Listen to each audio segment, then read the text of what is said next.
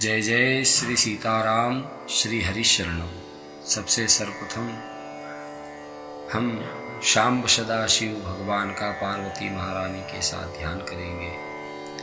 शांतं पद्मासनस्थं शशिधर मुकुटं पंचवक्त्रं त्रिनेत्रं शूलं वज्रं च खड्गं परशु अभयदम् दक्षभागे वहन्तं नागं पाशं च घण्टां प्रलयहुतवहं शाङ्कुशं वामभागे नानालङ्कारदीप्तं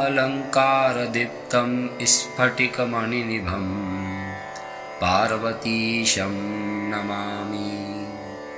जगज्जननी महामाया सर्वेश्वरी आद्य शक्ति श्री पार्वती महारानी के साथ देवादिदेव महादेव के श्री चरणों में दंडवत प्रणाम।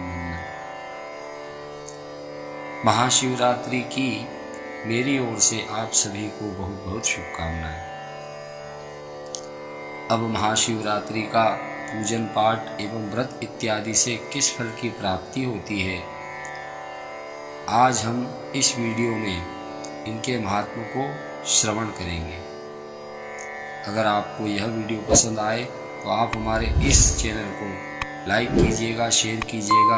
अगर आप हमारे चैनल पर नए हैं तो सब्सक्राइब कर घंटी का चिन्ह अवश्य दबाइएगा ताकि आपको नित्य ऐसे वीडियो प्राप्त होते रहे। सबसे सर्वप्रथम महाशिवरात्रि क्या है? पुराणों एवं धर्म ग्रंथों में उल्लेख प्राप्त होता है। कालरात्रिर महारात्रिर मोहरात्रिश्च दारुणा। कालरात्रि का तात्पर्य चारों नवरात्रि से है, जो क्रमशः चैत्र आषाढ़ की गुप्त होती है, उसके बाद अश्विन और चतुर्थ माघ की पुनः गुप्त होती है। मोहरात्रि से तात्पर्य है भाद्रपद कृष्ण जन्माष्टमी तथा फाल्गुन पूर्णिमा होली जिसे हम कहते हैं, एवं कार्तिक अमावस्या दीपावली से मोहरात्रि का तात्पर्य है। और जो यहाँ महारात्रि का तात्पर्य है वह फाल्गुन कृष्ण चतुर्दशी महाशिवरात्रि से है। सर्वसामान्य शब्दों में देखा जाए तो जो देवादिदेव महादेव शिव की रात्रि वही महाशिवरात्रि है। महाशिवरात्रि का व्रत ठीक से किया जाए तो अश्वमेध यज्ञ का फल साधक को प्राप्त होता है, इसमें किसी प्रकार का संशय नहीं है। भगवान शिव जी का सबसे सर्वप्रथम विवाह सती के साथ चैत्र शुक्ल तृतीया को हुआ था, जिसका वर्णन मत्स्य पुराण के अध्याय 60 में हमें प्राप्त होता है। भगवान शिव का द्वितीय विवाह से तात्पर्य यहाँ पर यह है कि सती जी ही पार्वती स्वरूप में वहाँ पर आई थी द्वितीय के अंदर। तो पार्वती जी के साथ जो विवाह हुआ था वो मार्गशीर्ष कृष्ण द्वितीया को हुआ था। इसका विवरण शिव महापुराण के द्वितीय रुद्र संहिता के तृतीय पार्वती खंड अध्याय 35 में हमें प्राप्त होता है, जिससे स्पष्ट है कि महाशिवरात्रि के दिन भगवान शिव का विवाह नहीं हुआ था। इस सृष्टि के पद्म कल्प के प्रारंभ में आदिदेव भगवान शिव करोड़ों सूर्य के समान प्रभा वाले ज्योतिर्लिंग रूप से प्रकट हुए थे। फाल्गुन कृष्ण चतुर्दशी यानी कि आज जो तिथि है उस दिन फाल्गुन कृष्ण चतुर्दशी को प्रकट हुए ज्योतिर्लिंग की भगवान श्री नारायण एवं ब्रह्मा जी ने रात्रि के 4 प्रहर में उनका पूजन किया था। महाशिवरात्रि के दिन अग्नि के पहाड़ जैसा महान ज्योतिर्लिंग अरुणाचल नामक स्थान पर प्रकट हुआ था। वह स्थान अति पुण्य क्षेत्र हो गया।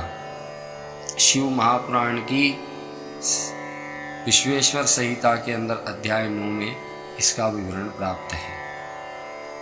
इसी कारण यह दिन महाशिवरात्रि कहलाया। इस दिन शिवार्चन एवं जागरण ही इस रात्रि की विशेषता है। इसमें रात्रि भर जागरण एवं शिवाभिषेक का विधान है। शिव जी की पूजा के 4 अंग हैं।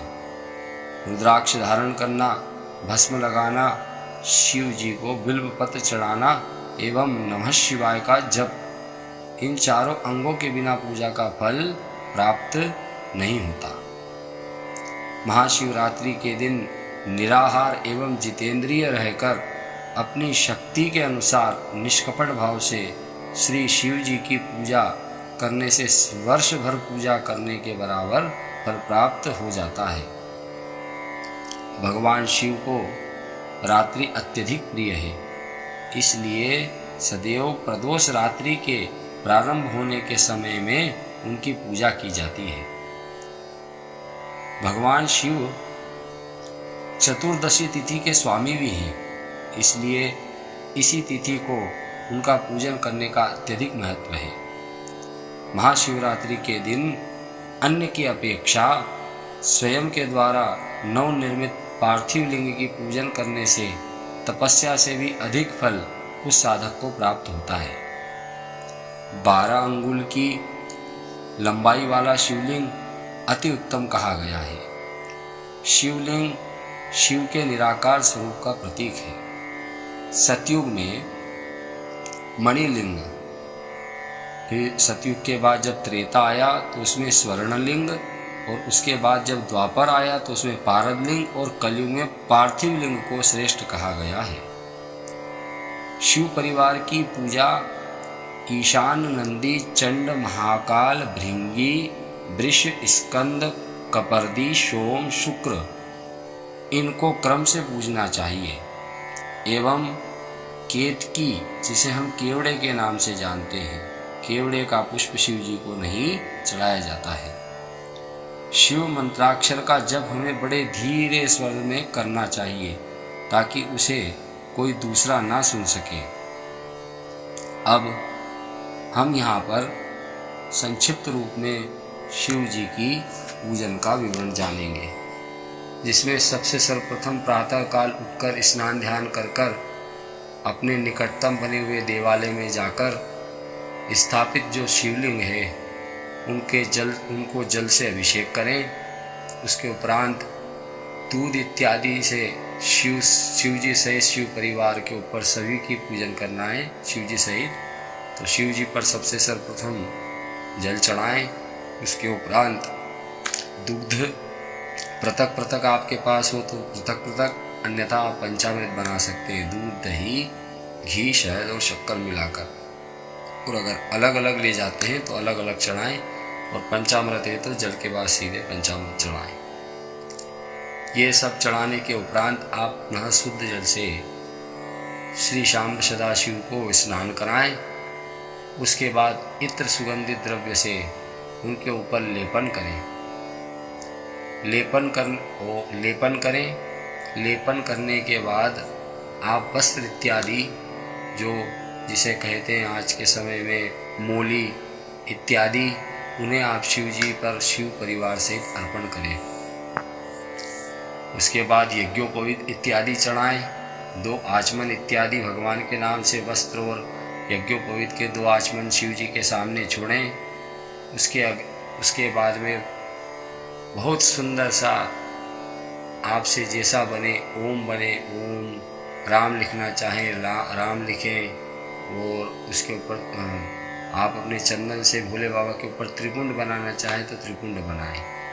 इत्यादि प्रकार से चंदन से उनका अच्छे से श्रृंगार आप करें। उसके बाद अक्षत चढ़ाएं। गणेश जी को बिलपत्र, गणेश जी को दुर्वा इत्यादि चढ़ाएं, और शिव जी सहित शिव परिवार में जितने हैं सबको बिलपत्र इत्यादि उसके बाद चढ़ाएं। धतूरा चढ़ाएं, पुष्प चढ़ाएं कनेर का, और माल्य अर्पण करें। जो आप माला इत्यादि लाए हैं वो माला शाम्ब सदाशिव को धारण कराएं। उसके उपरांत आपकी थाली में जो नाना प्रकार के परिमल द्रव्य हैं उनसे आप शिव जी के ऊपर थोड़ा थोड़ा सब चढ़ाएं। चढ़ाने के उपरांत धूप दीप का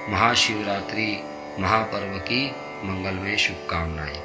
जय जय श्री सीताराम। श्री हरिशरणम, श्री हरिशरणम, श्री हरि।